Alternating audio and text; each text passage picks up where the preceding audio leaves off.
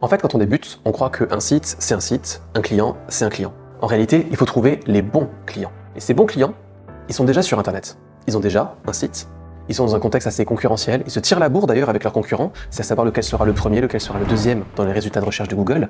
Et finalement, ces personnes ont un réel intérêt à être sur Internet, à avoir un site visible, convaincant, ou encore plus visible et plus convaincant.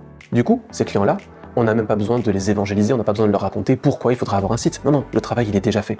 Ces personnes-là se tirent la bourre, et si on leur parle d'un certain budget, elles vont pas se dire « Oh, 1000, 2000, 3000, c'est beaucoup », pas du tout. C'est une histoire de retour sur investissement.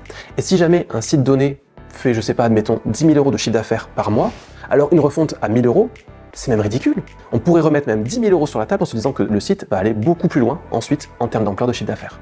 Du coup, et je vais peut-être en froisser plus d'un, mais ça veut dire aussi qu'il y a des clients qui, au travers de leur activité, ne vont pas générer beaucoup de chiffre d'affaires, beaucoup de valeur ajoutée ou de marge même, alors qu'il y a des secteurs qui, eux, par contre, ont d'énormes paniers moyens, de très grosses marges. Et donc je vous dis ça, mais par exemple, on ne peut pas traiter une créatrice d'art et de bijoux de la même façon qu'un pisciniste. C'est pas du tout les mêmes produits, la même marge, et trouver peut-être un client pour la créatrice de bijoux ou un client pour un pisciniste, c'est peut-être le même travail de votre côté, mais du leur, c'est pas du tout, mais alors pas du tout, le même effet.